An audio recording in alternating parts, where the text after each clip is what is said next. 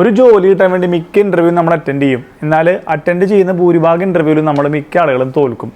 വളരെ കുറച്ച് കമ്പനികൾ മാത്രമാണ് എന്തുകൊണ്ടാണ് നിങ്ങൾ തോറ്റത്, ഇന്ന കാര്യങ്ങളാണ് നിങ്ങളുടെ പ്രശ്നങ്ങൾ, ഇതുകൊണ്ടാണ് നിങ്ങൾ സെലക്ട് ആവാഞ്ഞതെന്ന് പറഞ്ഞിട്ട് നമുക്കൊരു ഫീഡ്ബാക്ക് വായിക്കുള്ളൂ. അപ്പോൾ എന്താണ് ഞാൻ ഇൻ്റർവ്യൂ അറ്റൻഡ് ചെയ്യുമ്പോൾ വരുത്തുന്ന പ്രശ്നങ്ങളെന്ന് എങ്ങനെ തിരിച്ചറിയാൻ കഴിയും, അല്ലെങ്കിൽ എന്തുകൊണ്ടാണ് ഞാൻ തോൽക്കുന്നത് എങ്ങനെ മനസ്സിലാക്കാൻ കഴിയും? 2010 ഡോക്ടർ റെഡ്ഡീസ് എന്ന കമ്പനിയിൽ വർക്ക് ചെയ്യുന്ന സമയത്ത് ഒരു ഏരിയ മാനേജറുടെ ഇൻ്റർവ്യൂ അറ്റൻഡ് ചെയ്യാൻ ഞങ്ങൾ കോർപ്പറേറ്റ് ഓഫീസിൽ പോകണ്ടായിട്ടാണ്. അപ്പോൾ അവിടെ നമ്മുടെ HR വർക്ക് ചെയ്യുന്ന നമ്മുടെ ഒരു HR മാനേജർ നമുക്ക് പറഞ്ഞു തന്ന കിടിലൻ ഒരു മെത്തേഡ് ഉണ്ട്.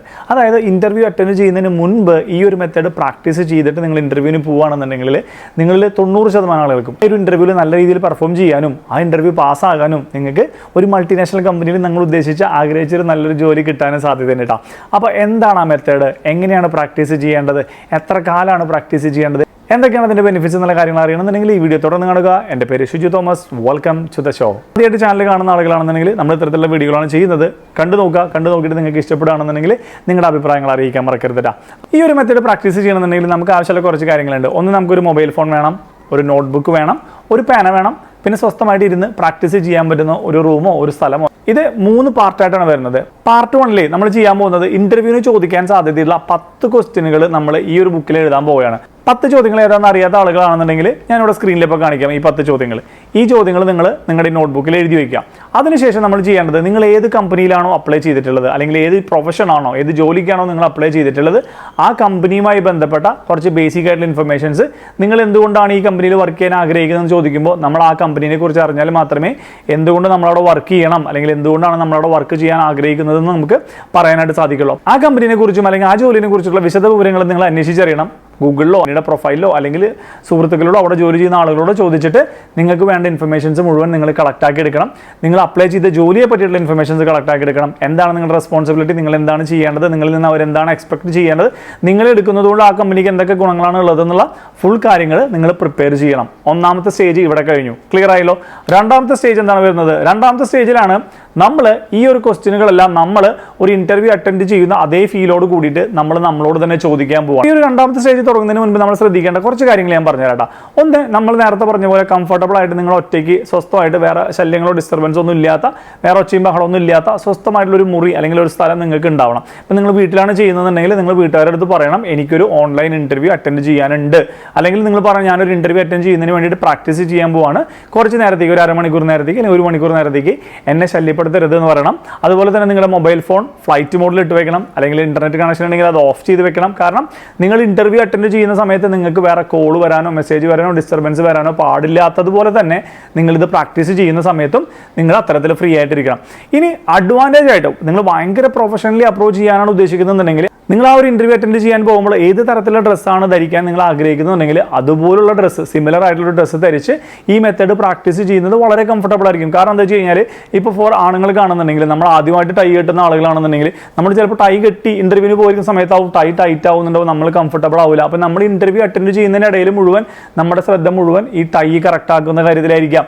നമ്മളത് മുന്നേ കൂട്ടി പ്രാക്ടീസ് ചെയ്തിട്ടില്ലെങ്കിൽ ഉണ്ടാകാവുന്ന പ്രശ്നങ്ങളാണ് ഞാൻ പറയുന്നത് കേട്ടോ. ഇപ്പോൾ സ്ത്രീകൾക്കാണെന്നുണ്ടെങ്കിൽ അവർ ആദ്യമായിട്ട് ധരിക്കുന്ന ഡ്രസ്സാണെന്നുണ്ടെങ്കിൽ അതിൻ്റെതായ ബുദ്ധിമുട്ടുകളും കാര്യങ്ങളും ഒഴിവാക്കണമെന്നുണ്ടെങ്കിൽ അത്തരത്തിലുള്ള ഡ്രസ്സുകൾ ധരിച്ച് ഇന്റർവ്യൂ അറ്റൻഡ് ചെയ്യുമ്പോൾ നമുക്ക് എന്തെങ്കിലും അൺകംഫർട്ടബിൾ ആയിട്ടുള്ള എന്തെങ്കിലും സിറ്റുവേഷൻസ് വരാൻ സാധ്യതയുണ്ടോ എന്ന് മനസ്സിലാക്കണമെന്നുണ്ടെങ്കിൽ അതുപോലെ ഡ്രസ്സ് ധരിച്ചിട്ട് ഈ ഡെമോ അല്ലെങ്കിൽ ഈ ഒരു പ്രാക്ടീസ് ചെയ്യുന്നതായിരിക്കും കുറച്ചുകൂടി നല്ലത് കേട്ടോ. അത് നിങ്ങളുടെ ചോയ്സ് ആണ്.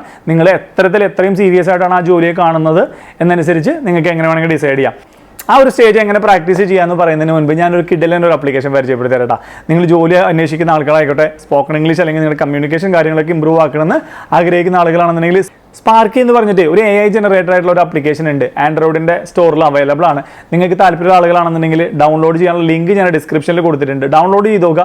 നിങ്ങൾ ഒരു ഉദാഹരണം പറഞ്ഞാൽ നിങ്ങളൊരു അക്കൗണ്ടൻറ്റിൻ്റെ ഇൻ്റർവ്യൂവിന് പോകണം, അല്ലെങ്കിൽ നിങ്ങൾ ഏതെങ്കിലും ഒരു പോസ്റ്റിൻ്റെ ഇൻ്റർവ്യൂവിന് പോകണമെന്നുണ്ടെങ്കിൽ സ്പാർക്കിനോട് പറയണം, സ്പാർക്കി ഞാൻ ഇന്ന പോസ്റ്റിൻ്റെ ഇൻ്റർവ്യൂവിന് പോവാണ്, അതിനോട് ബന്ധപ്പെട്ട കുറച്ച് ചോദ്യങ്ങൾ എന്നോട് ചോദിക്കുമെന്ന് ചോദിച്ചാൽ ആ സ്പാർക്കി അതുമായി ബന്ധപ്പെട്ട കുറച്ച് ചോദ്യങ്ങൾ ചോദിക്കുകയും നിങ്ങൾക്ക് മറുപടി പറയുകയും നിങ്ങൾ പറയുന്ന മറുപടി അനലൈസ് ചെയ്ത് അതിനകത്ത് എന്തെങ്കിലും ഇമ്പ്രൂവ്മെൻറ്റും കാര്യങ്ങളും വരുത്തണം എന്നുണ്ടെങ്കിൽ നിങ്ങളെ കറക്റ്റ് ചെയ്യാനും നിങ്ങളെ ഹെൽപ്പ് ചെയ്യാനും ഈ ഒരു ആപ്ലിക്കേഷൻ സഹായിക്കട്ടെ.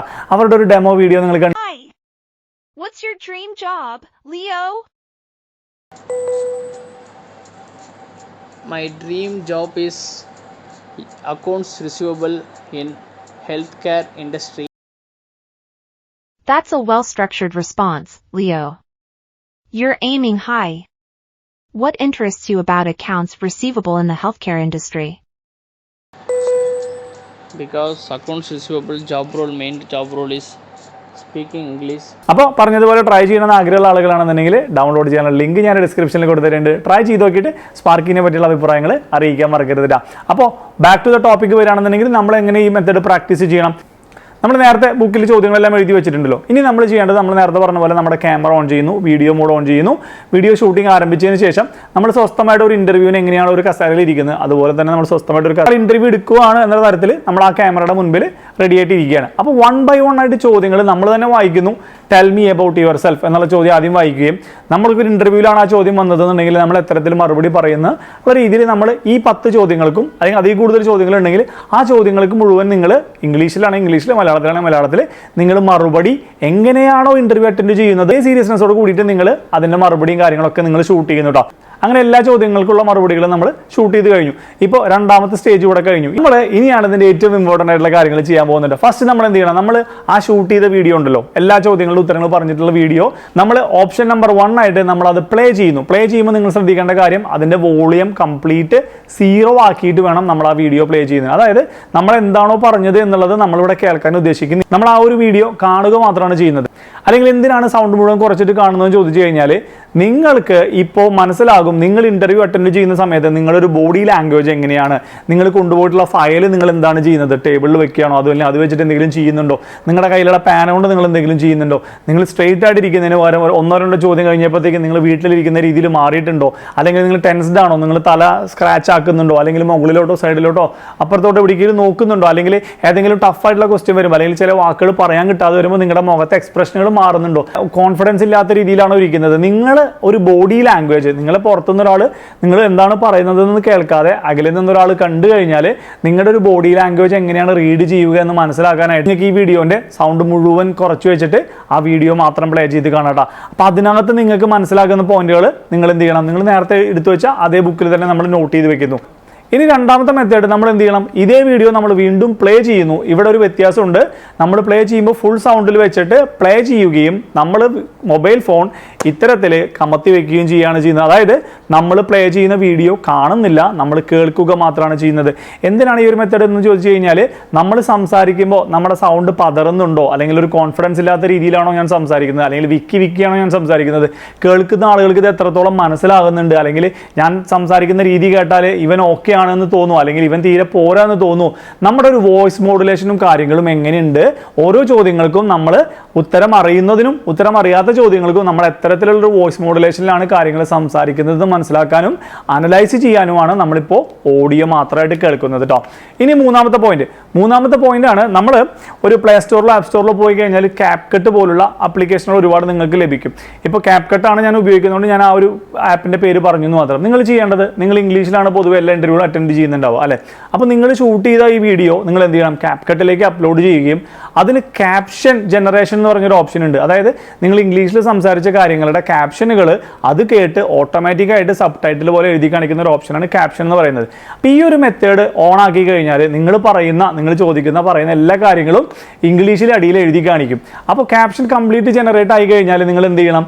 നിങ്ങൾ അത് വീണ്ടും പ്ലേ ചെയ്ത് നോക്കണം. അപ്പോൾ നിങ്ങൾക്ക് എന്ത് മനസ്സിലാവും? നിങ്ങൾ പറയുന്ന കാര്യങ്ങൾ തന്നെയാണോ ആ ഒരു ആപ്ലിക്കേഷൻ താഴെ എഴുതി കാണിക്കുന്നതെന്ന് മനസ്സിലാവും. അതായത് നമ്മുടെ പ്രൊനൗൺസിയേഷൻ, നമ്മൾ പറയുന്ന ഉച്ചാരണം, നമ്മൾ പറയുന്ന പല വാക്കുകളും കേൾക്കുന്ന ആളുകൾക്ക് എങ്ങനെയാണ് കേൾക്കുന്നതെന്ന് മനസ്സിലാക്കണമെന്നുണ്ടെങ്കിൽ ഈ ക്യാപ്ഷൻ വായിച്ചാൽ മതി. നമ്മൾ പറഞ്ഞ അതേ വാക്കുകൾ അതേപോലെ തന്നെ അടിയിൽ വരികയാണെന്നുണ്ടെങ്കിൽ നിങ്ങളുടെ സംസാരത്തിന് ക്ലാരിറ്റി ഉണ്ടെന്നും നിങ്ങൾ പറയുന്ന കാര്യങ്ങൾ മറ്റുള്ള ആളുകൾക്ക് മനസ്സിലാവുന്നുണ്ടെന്നും നിങ്ങൾക്ക് എളുപ്പത്തിൽ വേർതിരിച്ചറിയാനായിട്ട് സാധിക്കും. എന്നാൽ നിങ്ങൾ പറയുന്ന പല വാക്കുകളും വേറെ രീതിയിലാണ് ഈ ആപ്പ് റീഡ് ചെയ്യുന്നുണ്ടെങ്കിൽ നിങ്ങൾ പറയുന്ന കാര്യങ്ങൾക്ക് ക്ലാരിറ്റി കുറവാണെന്നും നിങ്ങൾ ആ കാര്യങ്ങൾ ഇംപ്രൂവ് ചെയ്യണം എന്നുള്ള ഒരു ഫീഡ്ബാക്ക് നമുക്ക് ലഭിക്കും. ഈ 3 സ്റ്റേജും കഴിഞ്ഞിട്ട് നമ്മളിപ്പോൾ ഫൈനൽ സ്റ്റേജ് ആയിട്ട് നമ്മൾ വീഡിയോ കാണുകയും സൗണ്ട് ഫുൾ വോളിയത്തിൽ വെക്കുകയും ക്യാപ്ഷനോട് കൂടിയിട്ട് നമ്മളിത് കണ്ടിട്ട് മൊത്തത്തിൽ നമ്മൾ ഈ വീഡിയോനെ അനലൈസ് ചെയ്യുകയാണ് ചെയ്യുന്നത്. അപ്പോൾ ഇതിൽ നിന്ന് എന്ത് സംഭവിക്കുന്നു? നിങ്ങളൊരു ഇന്റർവ്യൂ അറ്റൻഡ് ചെയ്യുമ്പോൾ നിങ്ങൾ എങ്ങനെയാണ് പെർഫോം ചെയ്യുന്നത്, അല്ലെങ്കിൽ ഏതൊക്കെ ഏരിയകളിലാണ് നിങ്ങളുടെ കോൺഫിഡൻസ് പോകുന്നത്, ഏതൊക്കെ ഏരിയകളാണ് നിങ്ങളുടെ കയ്യിൽ നിന്ന് മിസ്സായി പോയിട്ട് അല്ലെങ്കിൽ നിങ്ങൾക്ക് ആ ഒരു ഇൻ്റർവ്യൂവിൽ മോശമാകാൻ അല്ലെങ്കിൽ ഫെയിൽ ആകാനും സാധ്യതയുള്ളതെന്നുള്ള എല്ലാ കാര്യങ്ങളും നിങ്ങൾക്ക് മനസ്സിലാവുകയും നിങ്ങൾ വരുത്തിയ മിസ്റ്റേക്കുകൾ അല്ലെങ്കിൽ ഏതൊക്കെ ഏരിയകളാണ് ഇമ്പ്രൂവ്മെൻറ്റ് വരുത്തണം എന്നുള്ള കാര്യങ്ങൾ കറക്റ്റ് ചെയ്തതിന് ശേഷം ഇതേ മെത്തേഡ് സെക്കൻഡും തേർഡും അതായത് ചോദ്യങ്ങൾ ചോദിക്കുകയും മറുപടി പറയുകയും ഷൂട്ട് ചെയ്യുകയും പിന്നെ കേൾക്കുക, കാണുക, ബോഡി ലാംഗ്വേജ്, ഓഡിയോ ഒക്കെ അനലൈസ് ചെയ്യുന്ന ആ ഒരു മെത്തേഡും നമ്മൾ വീണ്ടും വീണ്ടും പ്രാക്ടീസ് ചെയ്ത് കഴിഞ്ഞാൽ നമുക്ക് എന്ത് സംഭവിക്കും? നമ്മൾ നാളെ ഒരു ഓൺലൈൻ ഇൻ്റർവ്യൂ ആയാലും നമ്മൾ ഫേസ് ടു ഫേസ് ഇൻ്റർവ്യൂ ആയാലും നമ്മൾ അറ്റൻഡ് ചെയ്യുന്ന സമയത്ത് നമുക്ക് ഈ കാര്യങ്ങളെല്ലാം ഓർമ്മയിൽ ഉണ്ടാവുകയും നമ്മൾ മറുപടി പറയുമ്പോൾ ആ മറുപടിയിൽ വ്യക്തത ഉണ്ടാവുകയും നമ്മുടെ ബോഡി ലാംഗ്വേജ് കറക്റ്റായിട്ടിരിക്കുകയും കോൺഫിഡൻസോടുകൂടി മറുപടി പറയാനും നിങ്ങൾക്ക് ജോലി കിട്ടാനുള്ള സാധ്യത വളരെ കൂടുതലാണ് കേട്ടോ.